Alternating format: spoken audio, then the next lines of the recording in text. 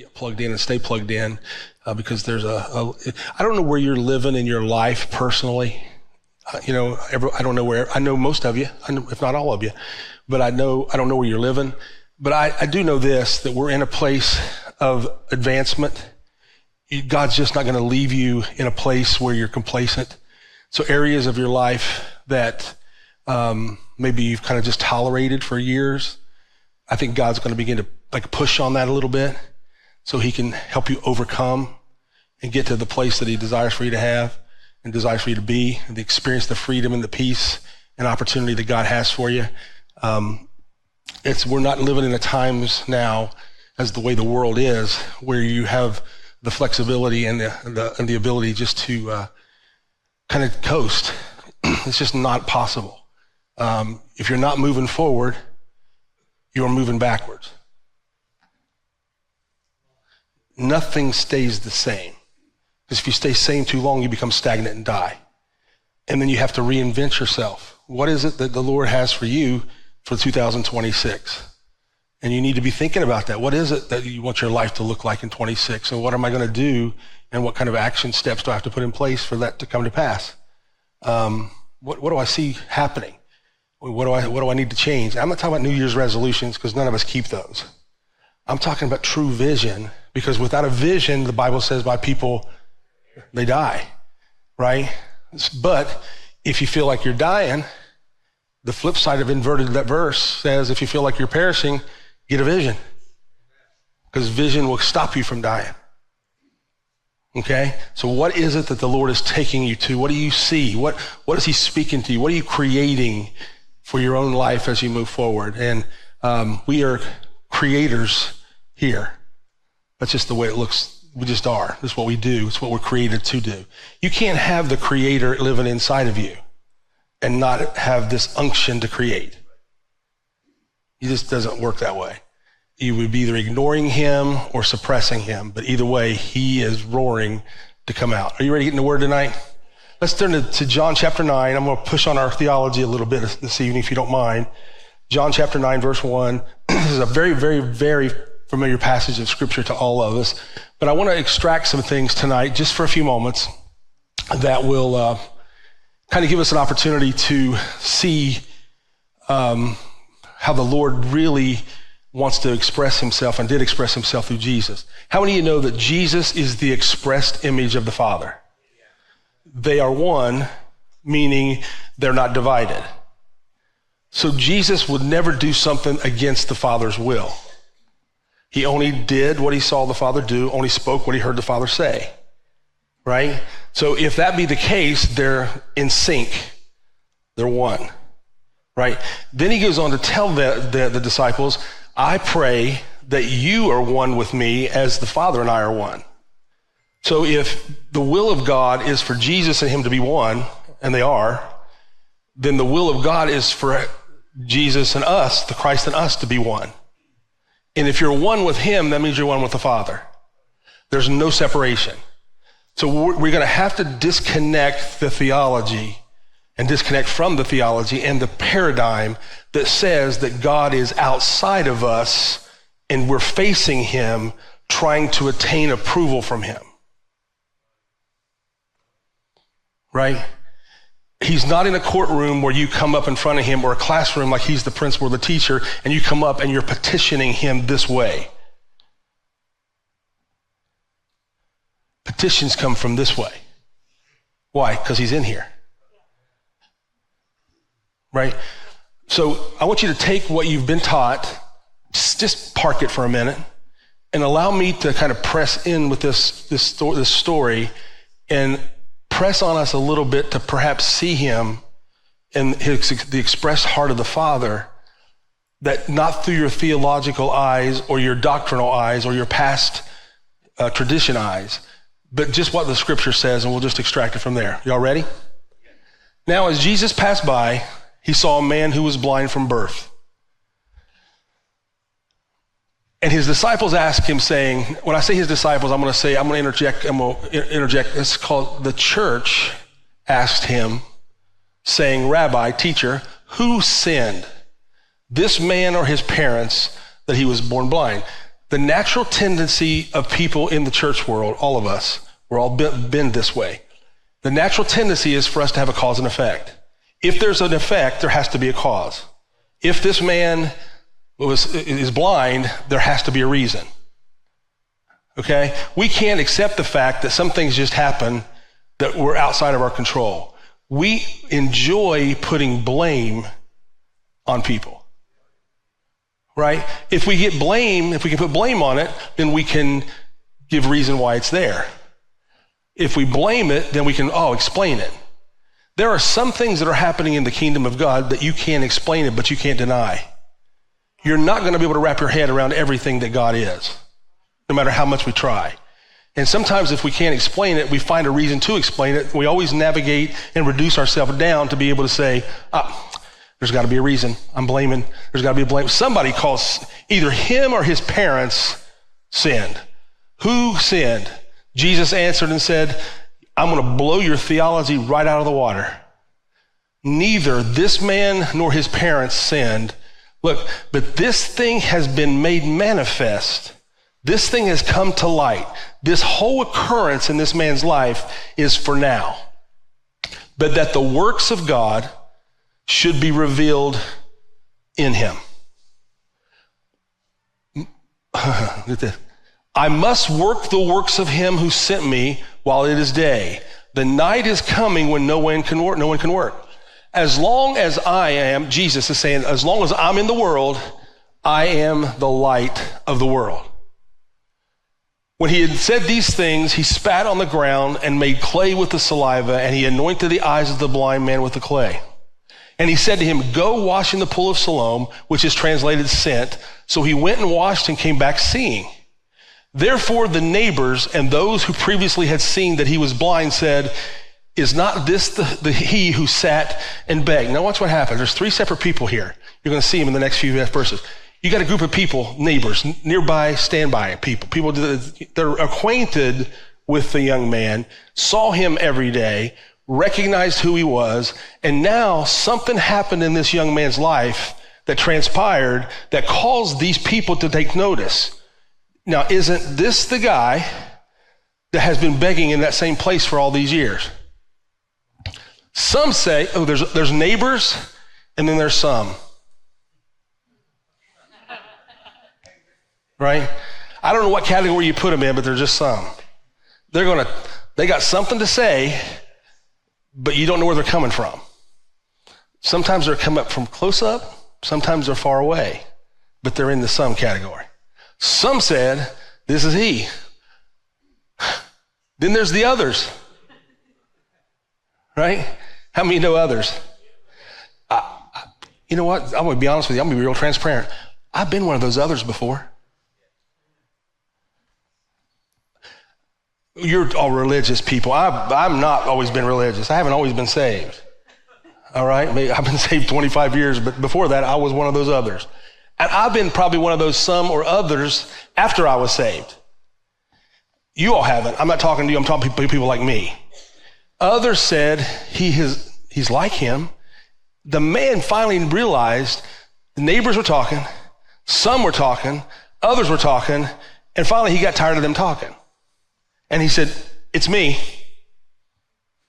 Therefore they said to him, how were your eyes opened? And he answered and said, a man called Jesus made clay and anointed my eyes and said to me, go to the pool of Siloam and wash. So I went and washed and I received sight. Then they said to him, where is he? The man says, I don't know. This is not a traditional conversion. Jesus encountered him before the man even knew who he was. He had heard about him, but he didn't know him. Once he had his encounter, he couldn't even tell you where to find him.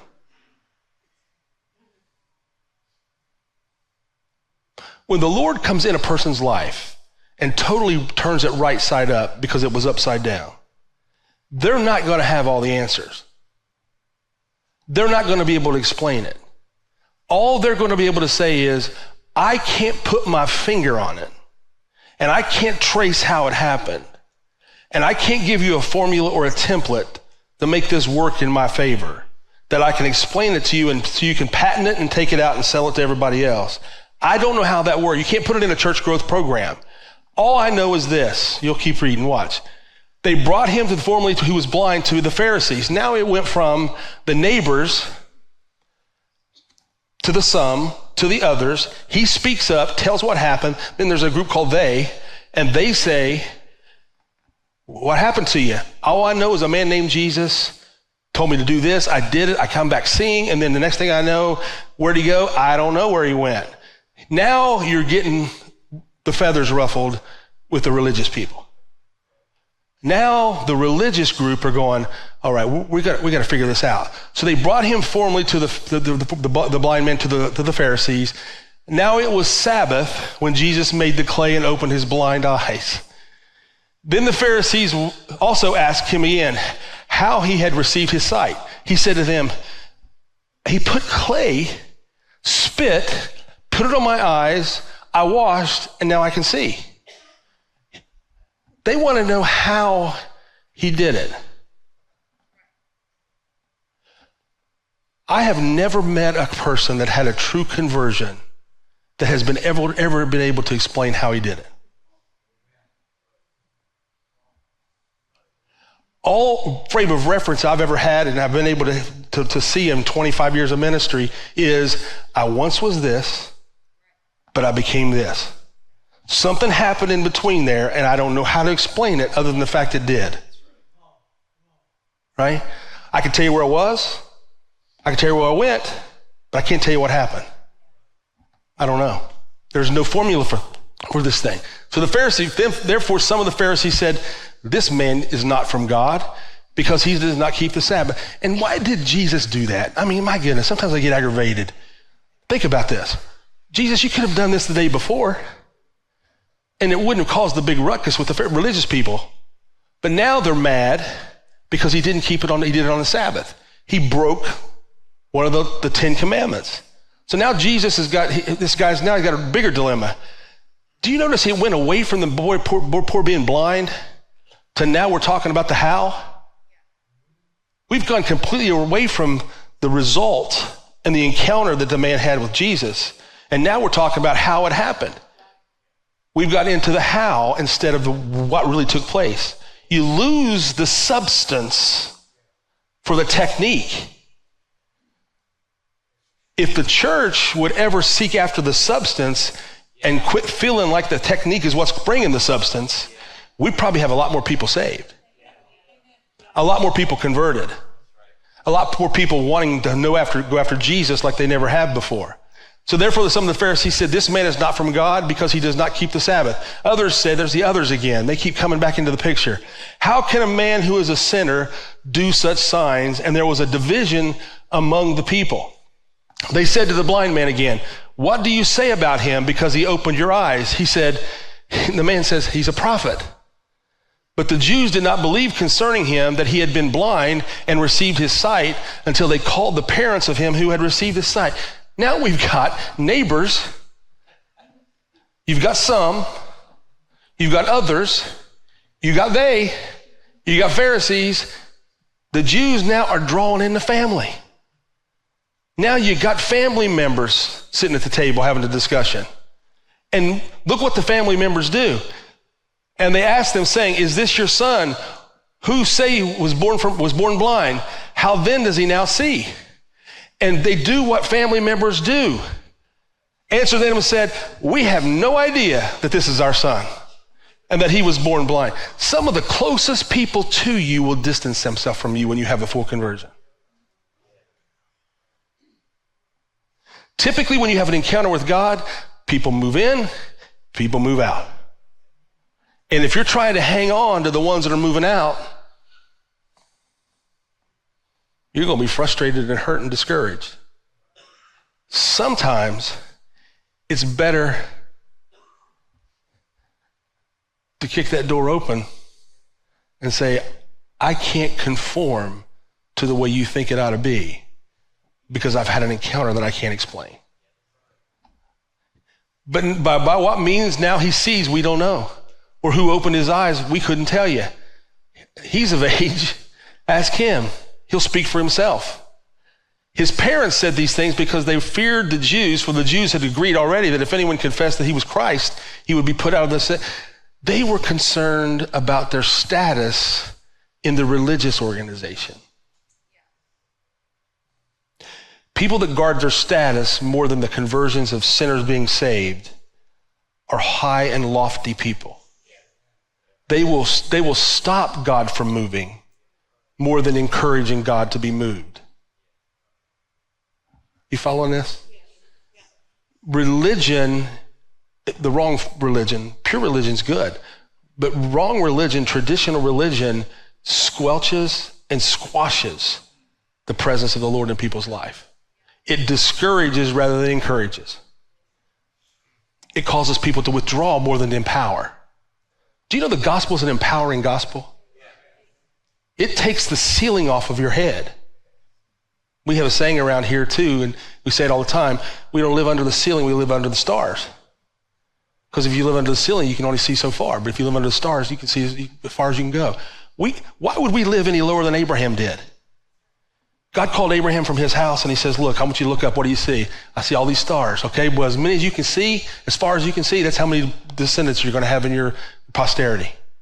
Well, why would Abraham lived in the old covenant? And Jesus Christ is the seed of Abraham and we're in him. Why would we live less than what he promised Abraham?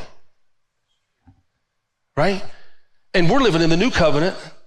But what we really have tried to do and not meaning to, which is what we're talking about here in just a moment, what the old covenant does, the church today sometimes just adds Jesus to the old covenant and puts it as an icing on a cake. But it really is a whole new cake. Therefore, his parents said, he's of age, ask him. So they again called the man who was blind and said to him, give God the glory. We know that this man is a sinner. He answered and said, whether he's a sinner or not, I do not know. All I can tell you is that I was blind and now I see. There was not Romans 10, 9 and 10. He did not say a sinner's prayer. He wasn't looking for Jesus when Jesus came looking for him.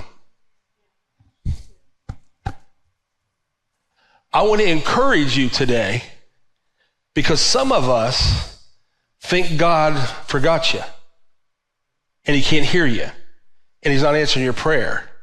He's in hot pursuit of you in the blind spots of your life. And even though you don't even know how to find him or invite him in those areas, he's going to find them. Now we have one of two choices. You can see this through the lens and the filter of the old covenant, which is based on fear and missing the mark. Or you can say, I hope he finds the blind spots because it's going to literally set me free. You either run and hide or you run to him to go, oh, here it is. Just wherever it is, show me, Lord. And I'm not talking about just picking all your bad stuff. God will start affirming you. He'll affirm you in the places of your life that empowers you and releases you into freedom. You got a guy here that's you got an entire city in an uproar, and the man can't even tell you who Jesus is.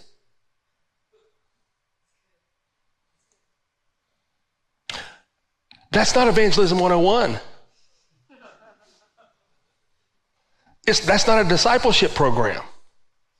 That's an encounter with a God that is in hot pursuit, that loved that man so much that he wanted to turn the world upside down for him, that the works of God would be known to the city. What if your life is an object that God wants to turn right side up for the entire city? Maybe your blind spot that God is beginning to move on is a place where the neighbors see it. Some see it, others see it, they see it. The Pharisees see it. The family sees it. And everybody's looking for an explanation, and you can't give them one. All you have to say, you don't have to take ownership of it, is I don't know what happened fully, but it once was this way, but it's now this. Watch what the family says now. Then they said to him again, what did he do to you? How did he open your eyes? Now he's frustrated. He's already told him twice, and they're asking him again. How did he answer you? I told you already, you didn't listen. Why do you want to hear it again? Do you also want to become his disciple? Then they reveled in him and said, you are his disciple, but we are Moses' disciple. Look, this is what I want you to see tonight. There is a clear line of an old covenant that is trying to resurrect its life, but can't, and a new covenant on the scene. Jesus did not come here to put the screws a little tighter on an old covenant. He just didn't. He came to fulfill it because no man could fulfill it. And when he said it is finished, that's exactly what he meant. And now you can't put him in a box or find out the template that Jesus is going to use in everybody's life. He's going to do his way, the way he sees it, based on the person's individual life. And I'm amazed. I have seen in the last little bit some of the wackiest, craziest people get radically saved. And I walked away and went, I'm others. I'm some. I'm neighbors. And I'm thinking, did they really get it? My God, what happened to them? How in the world? I've seen people in the last few weeks that I haven't talked to in years. One guy reached out to me on Facebook, and I'd already unfriended him. He's crazy. All right? And I said, man, I'm not, so he reached out and he goes, hey, I got to tell you, man, what happened to me. And he said, do you mind if I call you? I said, yeah, I mind if you call me. Let's just talk on Messenger. I'm not trusting you. I'm they. I'm the others. I'm some. So we're talking back and forth on the Messenger, and he says, man, I got to tell you what happened to me. He said, I was just driving in my car. And he said, and I turned on a country and music song, and the song came on, and when it came on, he said, I heard this part. He goes, and I'll be honest with you, I'd just been at the bar. And he said, and I heard this country music song come on, and it started playing the lyrics. He said, and all of a sudden, I just felt this overwhelming feeling that my life was about ready to change. And I thought to myself, he must have been listening to a really good one. Good song. And he said, and all of a sudden I remembered, I had this flash of because I went to church with this kid when we were little boys. And he said, I had this memory of flashback to me about my grandma taking me to church. His name was Bobby. And he said, and when all those moments, he said, and finally I had to just pull over in the car, and I just began to cry and say, God, if you'll help me, I'll follow after you. I'll do whatever you tell me to do. And I said, well, what happened? And he said, nothing.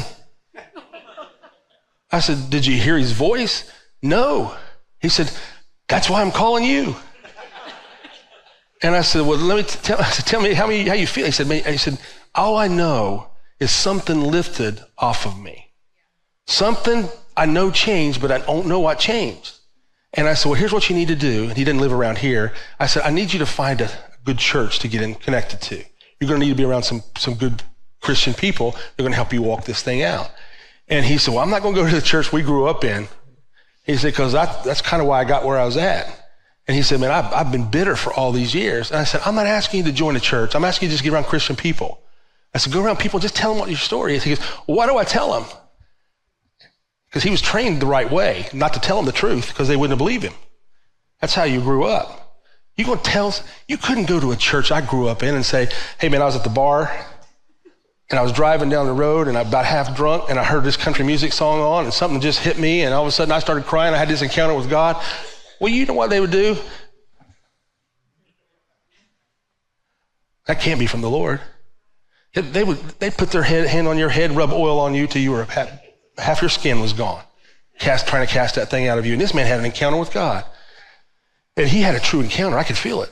And so we went back and forth for a little bit, and he starts telling me his story and where he's been all these years and what God is doing in his life. And the Lord had been moving on him for the last several years, little by little. Moved his job up in Columbus, took him over to Dayton, Ohio, and all this stuff. And I'm starting to see. So I start telling him as I trace the hand of God on his life, even in the bad times. It's starting to make sense. So he starts connecting the dots. I said, man, the Lord is with you in the bad time. He said, you don't know how bad I was. I said, I really don't care how bad you are or how bad you were. All I know is this. You once was blind, but now you see. I don't need you to pick up your story from back then. I just need you to pick up your story from the pull over of the car and your encounter. I said, let's start writing the story from there. You'll fill in the blanks back there as life goes on from here. Because it'll all start making sense as you go. Isn't that good? We know that God spoke to Moses, as for this fellow, we do not know where he is from. He's a fellow now. The man answered and said to him, why this is a marvelous thing, that you do not know where he is from, yet he has opened my eyes. Now we know that God does not hear sinners. Look at this. But if anyone is a worshiper of God and does his will, religion and religious people try to stop God's voice from getting into your ear. Religion scrambles the voice of God because it's tied into dead works. And when dead works are involved, you can't hear because your flesh is screaming louder than the voice of God. Condemnation and shame and guilt is tied to your best effort.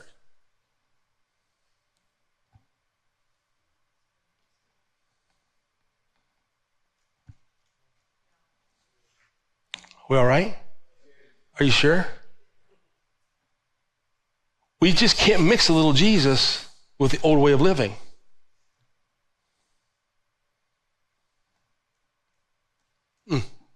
I could go on. Since the world began, it has been unheard of that anyone opened the eyes of one who was born blind. If this man were not from God, he could do nothing. They answered and said to him, you were completely born in sins, and are you teaching us? And they cast him out. Jesus heard that they'd cast him out, and when he had found him, he said to him, do you believe? Jesus didn't even go looking for him until the religious people cast him out.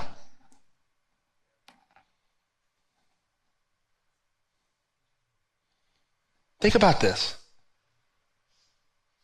There is an incredibly, I'm talking about multitude of people that do not fit the normal religious experience.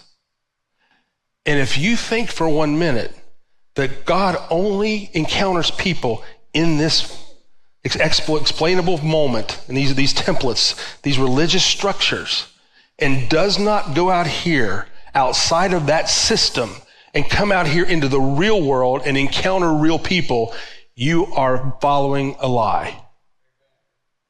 My experience has been that he will go out there, turn a life completely right side up that's been upside down. Then when they try to come in the system, he does such an encounter on their life that they put stresses on the current systems of religion, and it causes frustration within the religious system because it doesn't fit. What are you going to do when thousands of people have an encounter with God just like this man? Not just one, but thousands in a single moment or a single era. And all of a sudden, they flood into a house of worship that do not fit the current system and structure. And we try to figure out how to make them fit our structure and systems and processes and programs, and they bust the wineskin that we're trying to hold them in. It won't work. It won't work. Could it be that thousands upon thousands, if not millions of people were raised in these types of structures, ran from those structures, left those structures, and haven't been lost, but we have called them lost? They're wandering, they're vagabonds. They're out here trying to find a place of rest, but can't find it, so they're wandering. And all of a sudden, God is now in this time that we're living in, is moving in their lives, drawing them by his Spirit. Trust me, this is happening.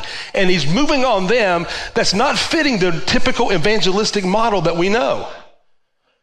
And he's having encounters with them in cars, bars, prisons, homes, neighborhoods, work environments. He's having these encounters and discussions, and he's moving on them and drawing them. They've got to be able to come to a place where the structure doesn't choke the life of God out of them. The old wineskin will not hold the new wine.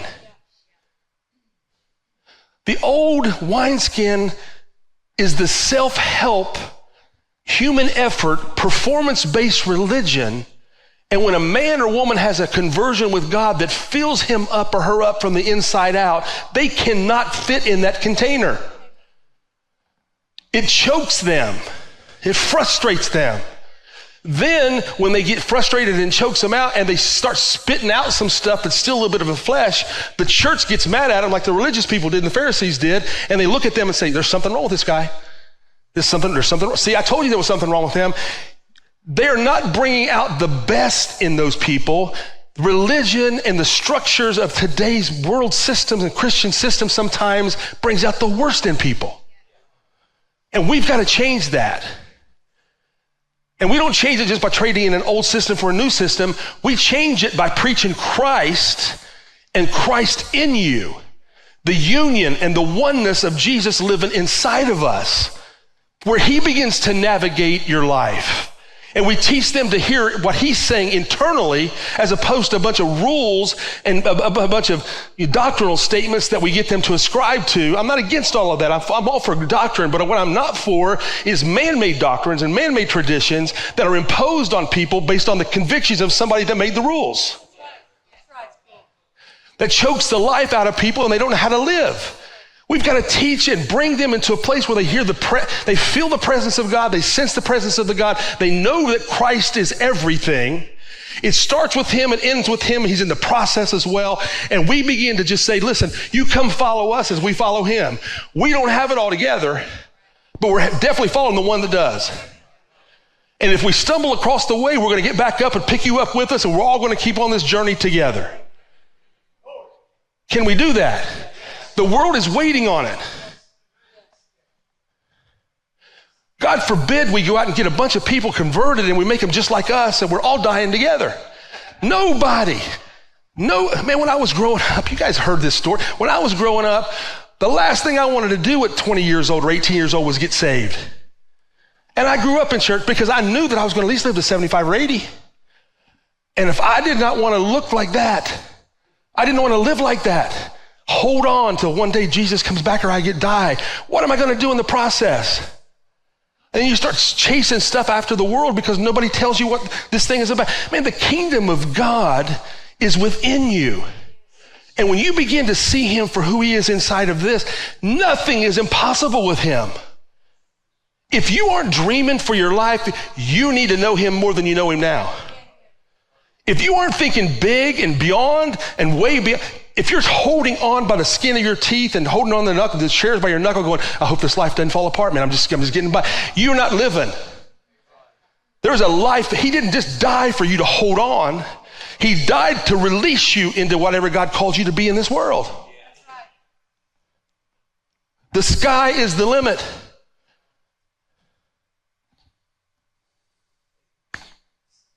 I'm going to take up another offering, I promise you. That's that good. Can I keep going for just a little bit more? He says, do you believe in the Son of God? He answered him and said, who is he, Lord, that I may believe? The man encountered Jesus in his blind state. The man healed Jesus. He gets thrown out. His family gets put through the mill. Neighbors, Pharisees, religious people, they're all confronting him. He still don't know who Jesus is. Just he's a prophet. He doesn't know. All he knows is what's happened to him. He gets kicked out to the curb by the religious system. The church made him mad, put him out.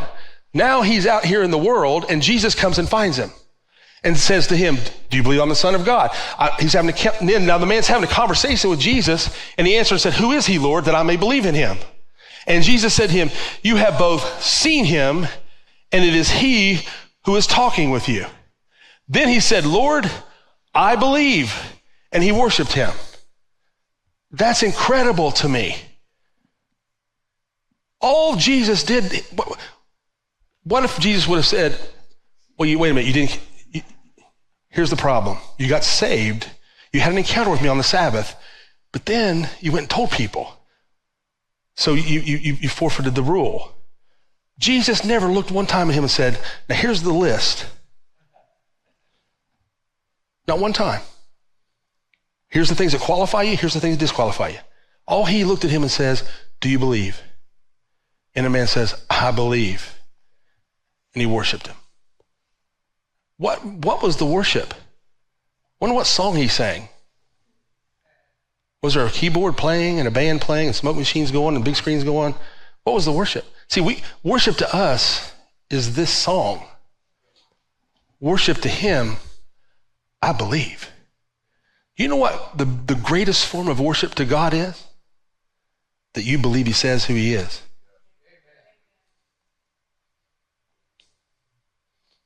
Do you remember last week we talked about this when he said, the disciples said, what do we do to do the works of God? Jesus says, believe on him that sent.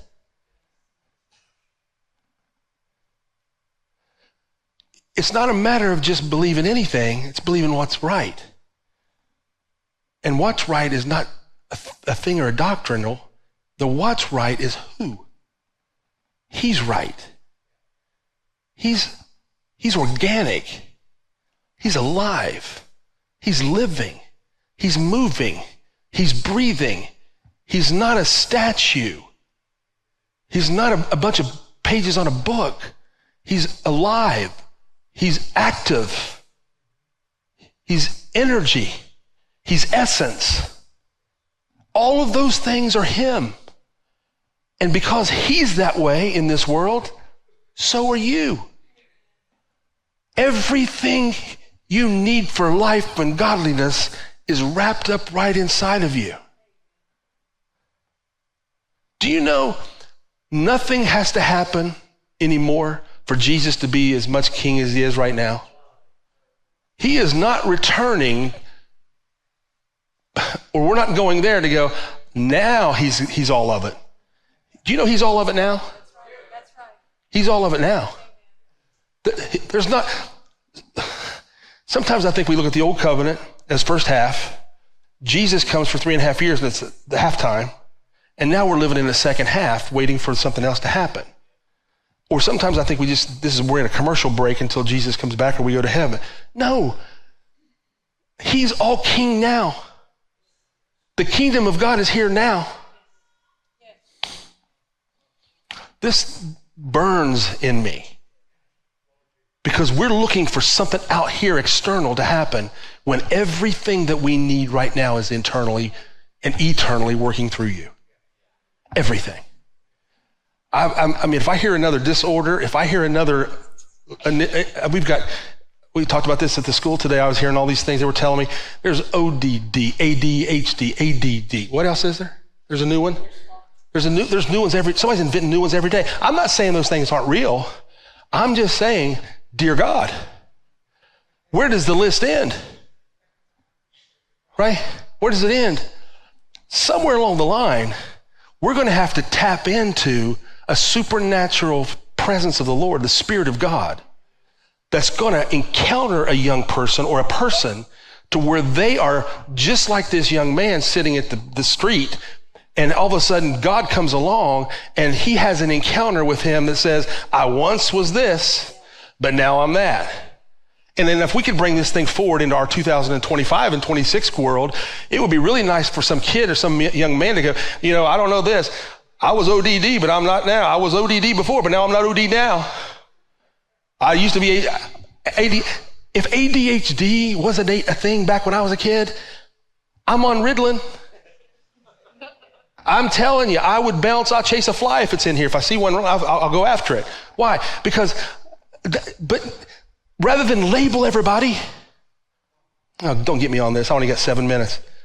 Rather than chase all of this stuff down and try to make sense of it, how about we come in the presence of the Lord, learn who he is, learn of him, release him in people's life, let him be who he is, and start bringing out the best in kids, the best in people, affirming what God is doing in their life. Everybody in that scenario, in that story, from the people, the others, the theys, the neighbors, even the family members, were all trying to excuse and not explain, because they couldn't, what happened. Rather than, not one of those people said, look, all I know is this. That was my son. He was blind, but now he sees. Nobody affirmed what took place in his life. We can't be those people that put the fire out because we can't explain it. We have to fan the flame and join in with the testimony in the story that says, I I don't know him that well, but I do know this. He was blind, but now he sees. He was an addict, but now he's free. He'd been married 3 times and was around her, but now he's not. All I know is he was and he now is. All I know is she was like that, but now she's this way. Can we not begin to champion what God is doing in people's life rather than try to put the fire out, put the blanket on it, and then try to explain it and program it and structure it and systemize it? You got 2 ways of looking at people. You can either look at them and say, everybody's bent to do bad, so I better motivate them that way. Or, hey, you know what? I believe that they're meant to do good, and I'm going to motivate them that way.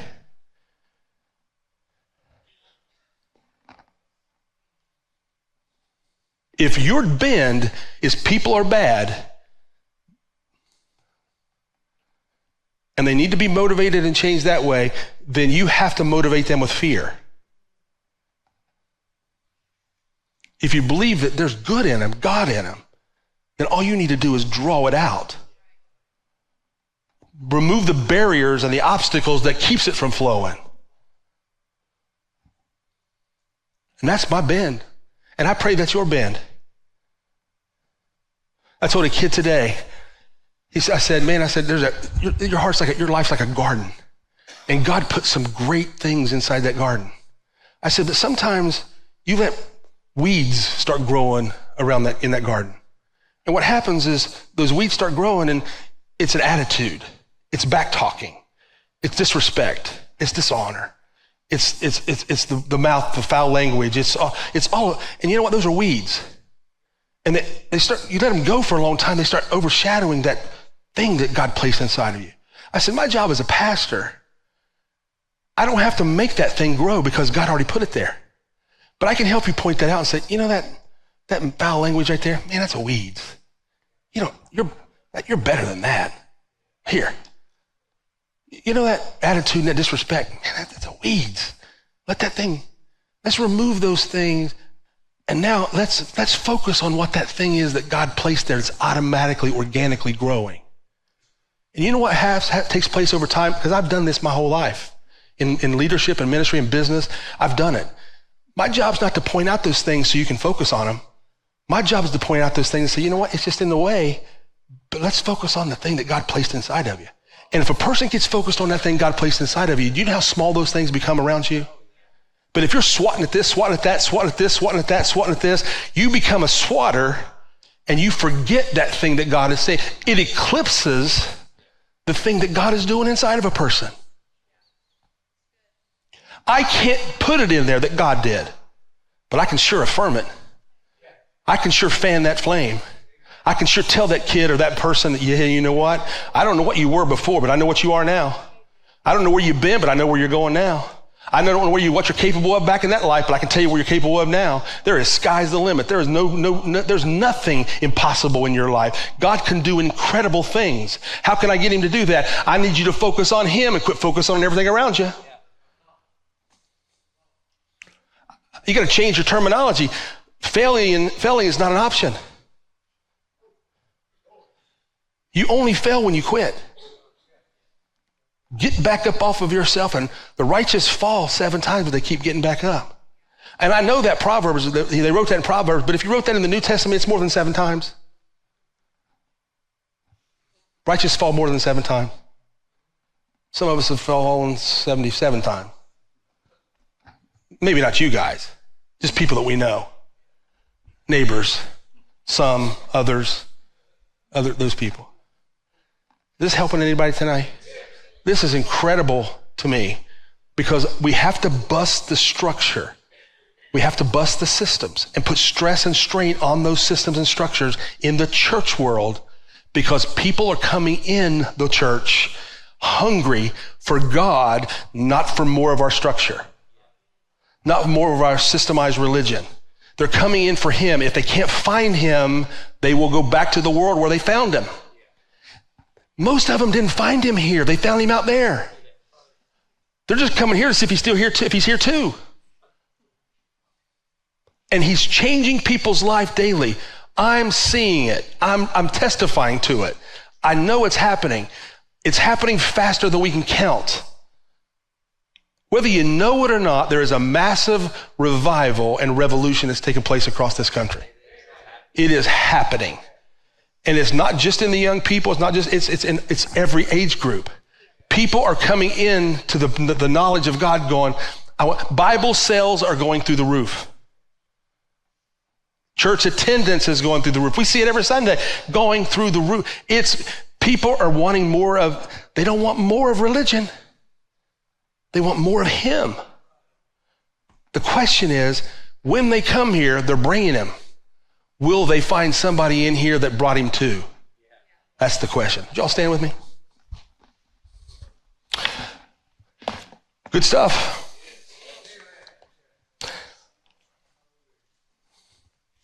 And Sunday, we're going to talk more about that in detail. I know you guys come here on a Wednesday night, and you could have been anywhere else. I'm just thankful that you're here. And I pray that you were encouraged, and you walk out of here seeing him just a little bit more clear, the load a little bit lighter, the burden just a little bit less heavy. And then when you walk out of here, you'll say, you know what? God is really all of that. Father, we exalt you. We declare that Jesus Christ is King and Lord. There is no other way to the Father that through you. There's no other way. You're the good shepherd. You are the one that protects us in areas we don't even know we need protected from. You're moving things around in our life and pushing things around, God, that we don't even know how to push. You're seeing areas of our life in the blind spots that, God, we don't even know that we're blind in. And God, you're giving us a reliance and a confidence and a trust in you because you're good and your mercy truly endures forever. Father, it's encouraging to go tonight and lay our head down on the pillow tonight, knowing that when we wake up tomorrow, that mercies are new every morning. We thank you for that, Father. So we bless you, and I bless my family and my friends that are here tonight. As we walk out of here, God, let them sense and taste that the goodness of the Lord is following them every step of their way. In Jesus' name. God bless you all. We'll see you all Sunday morning at 11.